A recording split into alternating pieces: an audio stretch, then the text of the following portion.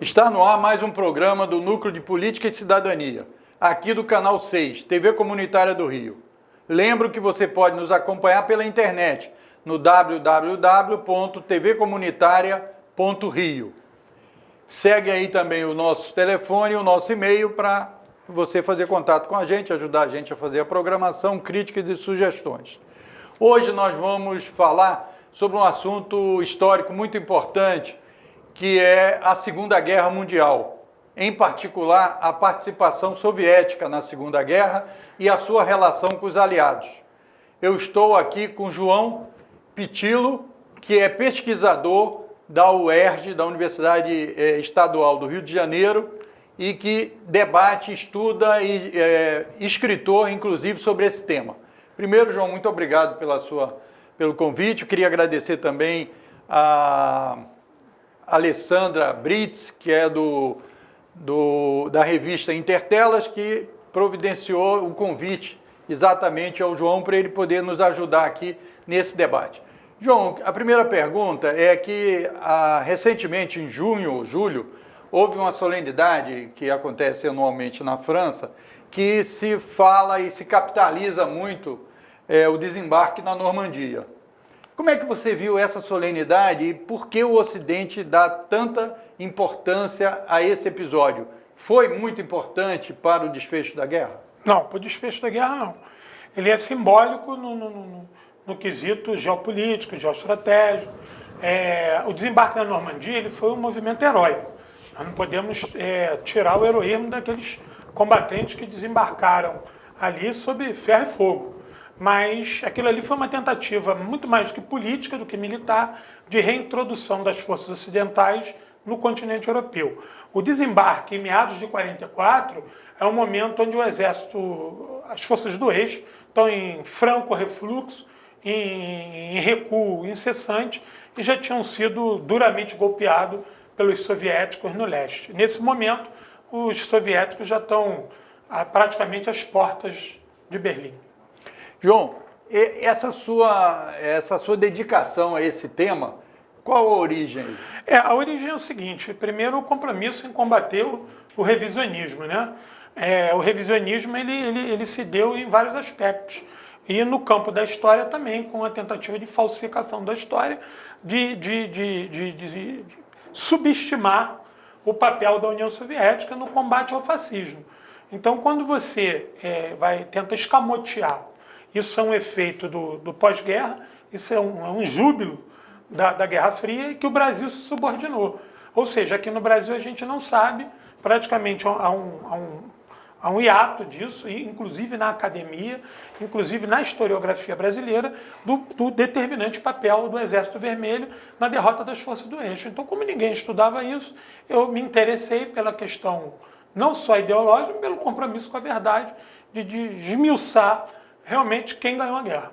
Você fala o revisionismo, é um termo... você se refere às forças que se consideram progressista, de esquerda, comunista, ou você está falando do revisionismo em geral do Ocidente, que tenta minimizar o papel da União Soviética? O revisionismo em geral. Aí a gente vai se abargar aí um campo da esquerda também que desconhece e quer desconhecer o papel da União Soviética e principalmente das forças da direita, do conservadorismo, que tende de diminuir o papel da União Soviética ou praticamente anular. Aí vem esse papel de superestimar o papel dos aliados e, como você falou no início, o desembarque da Normandia, que é mostrado na mídia, principalmente em Hollywood, há muitos anos. Nós somos bombardeados por grandes produções hollywoodianas que retratam que aquele movimento foi a pá de cal no fascismo, quando não foi. Então, e quais foram, então, os movimentos, ou qual foi o movimento mais decisivo depois de todos esses estudos que você fez, para dar um outro rumo à guerra? Fica difícil te apontar qual foi o decisivo, mas acho que a gente pode fazer são 3 batalhas que eu acho que foram muito importantes. A Batalha de Moscou, em 41, que é a primeira derrota do fascismo, a primeira derrota de Hitler na história. Naquele momento, a União Soviética mandou um recado para o mundo inteiro de que o nazismo não era tão forte assim. Depois, a superação soviética e na Batalha de Stalingrado, uma batalha que ninguém acreditava na vitória soviética em Stalingrado, a não ser seus defensores. E ali é um ressurgimento do Exército Vermelho com novas táticas, novas estratégias, com novo material bélico, que vai revolucionar todo o movimento militar naquele contexto. E por último, a Batalha de Kursk, que é quando definitivamente as forças fascistas passam para a defensiva, e aí a União Soviética toma a ofensiva da guerra e passa a ter uma produção bélica voltada para a guerra maior até do que a Alemanha. E aí é um surgimento definitivo do maior exército da história da humanidade, que é o Exército Vermelho naquele momento. A gente, todos que estudam a União Soviética, estudam o desenvolvimento do socialismo, etc., tem muita compreensão sobre a Batalha de Stalingrado, né? E aquela frase famosa que é dita de que dali não podia se passar e tal. O que você diria dessa questão da coragem, da determinação nesse episódio em si de Stalingrado? A Batalha de Stalingrado ela não foi diferente de nenhuma outra batalha. Ela não foi diferente da Batalha de Moscou, nem de Smolensk. Em todas essas batalhas que aparecem menor na mídia, a determinação do combatente soviético foi a mesma. O problema é que, na Batalha de Stalingrado, o partido entra decisivo na questão, dizendo o seguinte: não há terra depois do Volga. Porque a União Soviética via de sucessivos recuos, entendeu? E não se tinha material bélico à altura. Naquele momento, o partido firma um pacto com o exército de que ele seria suportado à altura.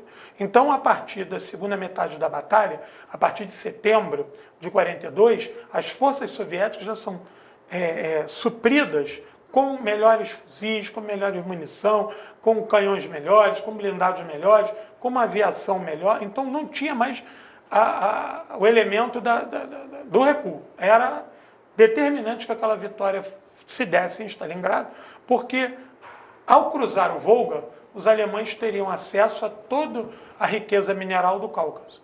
Petróleo, gás, e isso ia tornar os alemães uma potência praticamente imbatível. Então, os soldados em Stalingrado eles perceberam de que o Volga era a última fronteira. João, com a ascensão de Hitler e o sentimento antissoviético na França e na Inglaterra, quais foram as medidas adotadas pelo poder soviético no intuito de barrar a iniciativa conjunta possível contra a União Soviética? O Pacto de Não Agressão. O Pacto de Não Agressão firmado, chamado de Ribbentrop-Molotov, é uma tentativa soviética de frear o Acordo de Munique, de tentar frear a política do apaziguamento, porque a União Soviética ficou isolada naquele momento.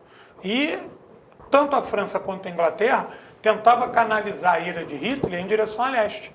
Então a União Soviética chegou no momento de que, se ela não pactuasse com Hitler aquele acordo, para que ela tivesse tempo de se reorganizar, ela iria perecer, porque ela não tinha condição de enfrentar a Alemanha naquele momento com o beneplácito das forças ocidentais. Então, a União Soviética faz um movimento para fora de fazer o pacto de não agressão, que ele foi só um pacto de não agressão.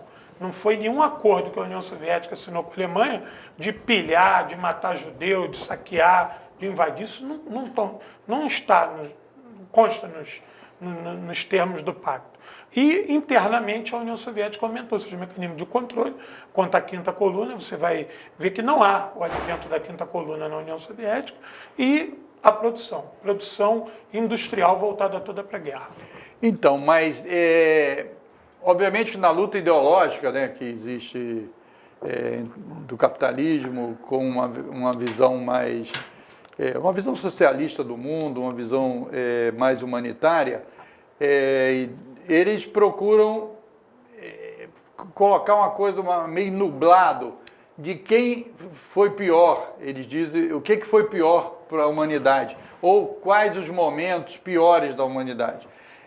Porque eles tentam minimizar comparativamente com o trabalho na União Soviética os malefícios, né, quer dizer, do nazismo, as mortes, o massacre. Então, tem um negócio assim, não pode ser o nazismo, nem pode ser o soviético, principalmente stalinista. Quais foram as atitudes ou o resultado da ação nazista? Ela não foi exatamente o momento mais baixo que a humanidade chegou? Nós temos que ter claro o seguinte, a antítese ao nazismo é o socialismo. O nazismo é justamente o oposto do socialismo. Há uma confusão de tentar dizer que isso é a mesma coisa, que isso se confunde, são completamente diferentes. O fascismo é uma coisa, o socialismo é outra. Coisas completamente diferentes. Agora, a União Soviética, ela não, nesse momento que você reporta, ela ficou isolada, sozinha. E o Ocidente até hoje não fez uma autocrítica por ter consensualizado com o nazismo. Hitler é um produto da Inglaterra e da França, é um produto do anticomunismo anglo-francês. A União Soviética, ela responde a isso ganhando a guerra. Sem o socialismo, a União Soviética não teria condição nenhuma de ganhar a guerra.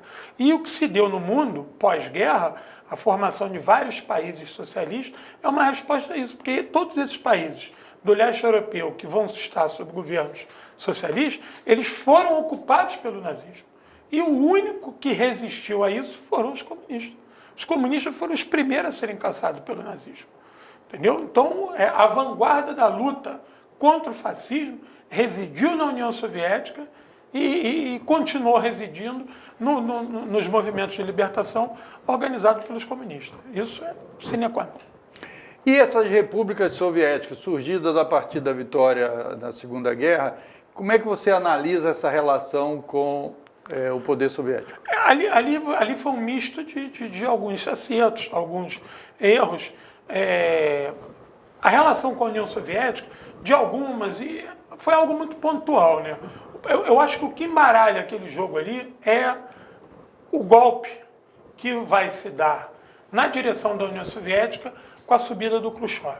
A subida do Khrushchev, o advento do revisionismo, isso gera uma confusão ali muito grande e a partir de 75, a partir de 76 também, a disputa pelo bem-estar social, pelo bem material, essa coisa do Ocidente querer se rivalizar com o Oriente, na questão desse ponto que eu te falo, do bem. Né? Era muito destacado a ideia de que o leste europeu estava atrasado. Havia um atraso social muito grande e que o Ocidente despontava graças as belezas do capitalismo. Então, isso a União Soviética não respondeu isso à altura. Não que a União Soviética fosse um país pobre, mas ela não conseguiu disputar essa batalha midiática da Guerra Fria e ela foi perdendo aos poucos. E isso embaralhou muito o trabalho ideológico nessas ex-repúblicas soviéticas. Então, com o surgimento do revisionismo, ali se forma um bloco de oposição ao socialismo muito grande, a burocratização dos partidos, os partidos acabam se descolando da população, e aí você vai formar toda uma caixa burocrática que tem pouco trabalho de base. E acho que é justamente o contrário de todo aquele movimento que Lenin e Stalin fizeram, de tentar fazer com que a União Soviética fosse o mais horizontal possível, fosse o mais popular possível. Que tivesse e isso foi fundamental no processo da própria guerra, não? Sem isso não teria vitória. Porque o que Hitler... Sem um apoio interno, sem apoio popular. Uma coesão. O que Hitler falava da União Soviética antes de invadir? A estrutura está podre. Basta um pé na porta e tudo desabará. Tanto que todo o comando nazista programou a vitória para a União Soviética em no máximo 9 semanas. Ninguém acreditava que a União Soviética iria vencer. Por quê? Porque a propaganda contra a União Soviética foi tão forte que convenceu a todos de que a União Soviética era uma ditadura ferrenha, que o povo vivia com medo e que os nazistas, ao invadirem a União Soviética, iriam libertar essas pessoas. A guerra provou que não tinha nada disso. Muito pelo contrário, que a população apoiava cabalmente o partido e o exército.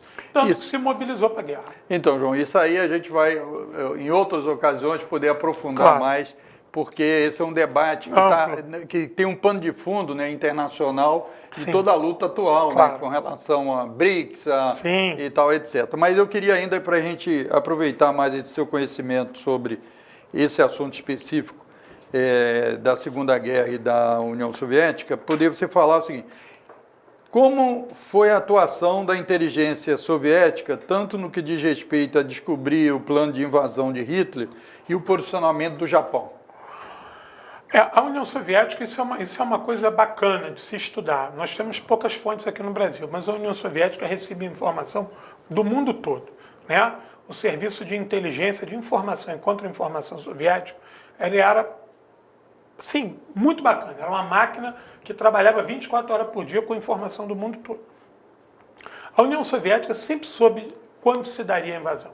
Ela só não sabia exatamente qual eixo ela deveria defender primeiro.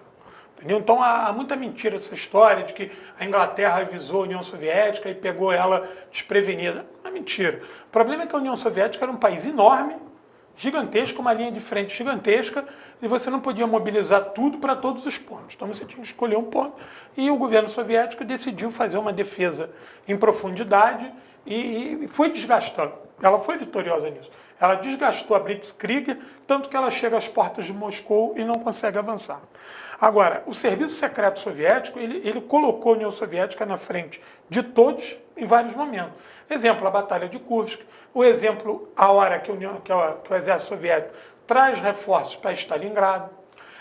A atuação dos soviéticos na Manchúria. A atuação dos soviéticos no Irã. A atuação dos soviéticos ao cruzar o Vístula na Polônia. Tudo isso, a União Soviética pegou os aliados e o fascismo de surpresa. Tanto que Hitler, quando sabe que os soviéticos cruzaram o rio Vístula em 1944, ele toma um susto, porque tanto ele quanto o Ocidente acreditavam que esse movimento ainda ia se estender por 6 ou 8 meses. E isso se dá em 30 dias.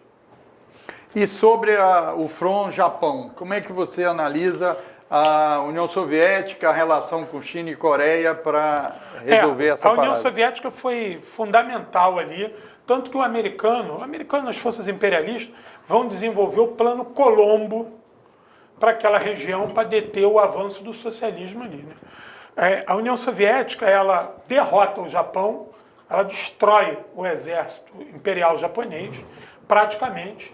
As bombas nucleares que os Estados Unidos jogam no Japão são desnecessárias, são outros instrumentos de propaganda, não havia nenhuma necessidade, nem tática, nem estratégia. Você está falando das primeiras bombas nucleares. Hiroshima e Nagasaki. Aquilo foi desnecessário, o exército japonês já estava praticamente derrotado e cercado. Então, toda aquela região do Sudeste Asiático, ela teve um movimento, desde a década de 30, ela tem um movimento comunista muito, muito forte, porque a União Soviética sempre trabalhou ali no projeto de luta contra o colonialismo. Então, com o fim da Segunda Guerra Mundial e o enfraquecimento de Inglaterra e França naquele momento pelo Japão durante a Segunda Guerra Mundial, as forças revolucionárias surgem ali em toda a região. E aí você vai ter, tanto no Vietnã, Laos, Camboja, Coreia, China, todos esses processos de luta, Birmânia, todos aqueles processos de luta comandados pelos partidos comunistas, pelos partidos socialistas, ela é fruto direto do combate que a União Soviética deu ali contra o imperialismo japonês. Agora, João, nós vamos caminhando para o encerramento e eu queria ainda levantar mais 2 aspectos, certo? Então, nós temos aí uns 5 minutos ainda para a gente conversar. Você falou das 3 mais importantes batalhas, Moscou, Cusco, né? Moscou, Stalingrado e Cusco. Isso. Como é que se desenvolveu? Você já falou um pouco sobre isso. Você teria mais alguma coisa a falar sobre como é que a relação da União Soviética com esses aliados e tal se deu a partir dessa questão? Tem alguma coisa que você queria destacar? A relação da União Soviética com os aliados, ela não foi assim tão harmoniosa. Olhando a documentação, a gente vê que a todo momento surgiam pequenos conflitos, entendeu? Principalmente pelo interesse inglês na região que a Inglaterra via como estratégia, que é ali perto da Polônia, Romênia, aquela região era uma área de interesse inglês, entendeu? A Iugoslávia, a Tchecoslováquia, esses países a Inglaterra tinha um interesse muito grande. E conforme a União Soviética vai se aproximando desses países e vai libertando esses países, os conflitos vão aparecendo. Mas tem uma coisa determinante. O Roosevelt, o presidente estadunidense, Franklin Roosevelt, ele tem uma relação muito, muito honesta com o Stalin. A todo momento ele tenta sentar, conversar, consensualizar. Eu não posso dizer o mesmo com relação ao Winston Churchill. Os ingleses ali, ainda com aquele ranço colonialista, ainda tinham uma ideia de deter a União Soviética dentro de suas fronteiras. De ser desleal na aliança. A né? todo momento, a todo momento. Mas a União Soviética foi muito sagaz, até pelas informações que recebia de seus agentes no mundo todo. Então ela conseguia estar um passo à frente. E quem ajudou muito a União Soviética nisso foram os movimentos de libertação desses países, que muitas das vezes preferiam tratar direto com os soviéticos do que com os governos exilados em Londres. Porque todos esses países tinham governos fantoches em Londres. O caso mais emblemático é o da Polônia, que vai se criar aquela história absurda de Katyn, aquela que volta e meia isso aparece aí. É verdade. A gente pode marcar até um outro dia para falar sobre isso, mas isso é mais uma tentativa dos ingleses de deter a popularidade soviética, de usar os alemães e os ingleses, ainda fizeram algumas tabelas, alguns movimentos escusos durante o ano de 44. Agora, como você, para a gente encerrar, como você avalia, depois da vitória, né, a relação e a Guerra Fria que segue e tal entre a União Soviética e os Estados Unidos? E teve tentativas aí de ogivas nucleares, de jogar na União Soviética, etc. Como é que você analisa esse quadro pós-guerra? Foi muito ruim para o Ocidente, por Oriente, porque a gente, aqui no Ocidente, nós fomos bombardeados com informações sobre essa história do espantalho do comunismo, que colocou todo o Ocidente numa ignorância tremenda. E houve recuo em vários lugares. Né? Aí quando você pergunta a uma pessoa que é comunista, ele fala um bando de bobagem na maioria das vezes, tem medo, não sabe nem o que é isso. E a União Soviética também teve que gastar muito dinheiro que seria para o social para se armar. Então essa corrida armamentista, isso não foi bom para ninguém. Mas uma coisa a gente tem que ressaltar, a morte do presidente Roosevelt acelerou isso. Entendeu? Eu acredito que se o presidente Roosevelt tivesse vivido mais alguns anos, a construção da ONU se daria em bases mais justas e teria sido atenuado alguns conflitos que surgiram no pós-guerra devido à ganância do imperialismo muito grande contra a União Soviética. Porque a todo momento eles acharam que no pós-guerra iria se dar a partir de uma União Soviética fraca e acuada. E acontece completamente diferente, uma União Soviética que surge muito mais forte do que ela entrou na guerra. Ela sai da guerra num país que é a maior potência militar convencional do planeta e logo depois vai se tornar uma potência cósmica. Então a União Soviética fez da guerra, né, aquela máxima. A guerra é a locomotiva da história. Ela pegou essa locomotiva e de fato transcendeu. Mas a Guerra Fria foi muito ruim. Isso não foi bom, não fez bem nem à União Soviética e nem ao Ocidente. João, eu sei que você é especialista nessa área da União Soviética e a Segunda Guerra, mas você teria uma opinião sobre a participação brasileira? Excelente. Nós temos que acreditar a participação brasileira, a presença firme do presidente Getúlio Vargas em querer discutir a questão mundo. O Brasil entra na guerra não porque ele quis, nunca foi um projeto do Brasil a guerra, mas foi o que sobrou para o Brasil para que, se ele quisesse ser um país grande. Esse país que está sendo destruído e desmontado aí aos poucos, foi um Brasil que custou o sangue de muitos brasileiros. De brasileiros que combateram como soldados da borracha, dos brasileiros que foram à Itália e dos brasileiros que pereceram no Oceano Atlântico, civis e militares. Então, o Brasil da Segunda Guerra Mundial foi uma tentativa de construção de um país autônomo. A presença do Brasil no teatro de operações da Europa é a ideia de colocar o Brasil entre as grandes nações. E o presidente Getúlio Vargas, com todas as críticas que a gente possa ter a ele no campo político, mas nós não podemos deixar de negar que ele foi uma pessoa que tira o Brasil de uma condição de agrário exportador para, ao final da guerra, estar discutindo de igual para igual com as grandes nações. Uma pena ter sofrido um golpe e aí ter entrado o entreguista do Dutra, que subordina o Brasil à Guerra Fria. E aí, quando o Dutra sai do governo, o Brasil está arrasado moralmente, politicamente e financeiramente. João, muito obrigado aí pela sua presença. E você tem aí 30 segundos para falar, porque você fez pelo menos quantos livros sobre o assunto? 4 livros. 4 Lanço livros. o 5º agora. E como é que o pessoal encontra esse material? Na internet, só botar meu nome lá, João Pitilo, João Cláudio Platenic Pitilo, que vai aparecer meus livros. Eu quero agradecer a presença aqui na TV Comunitária. É importantíssimo a gente difundir esse trabalho de vocês aqui. É um contraponto à grande imprensa corporativa. E o trabalho que eu venho realizando é com um grupo. Eu tenho um grupo de colegas que a gente vai pesquisando sobre isso. Um professor ajuda aqui, um pesquisador ajuda ali. É a ideia da gente contar uma outra história sobre a Segunda Guerra Mundial. Isso. Muito obrigado, João. E eu queria agradecer a você que nos deu a audiência e teve a paciência de nos ouvir.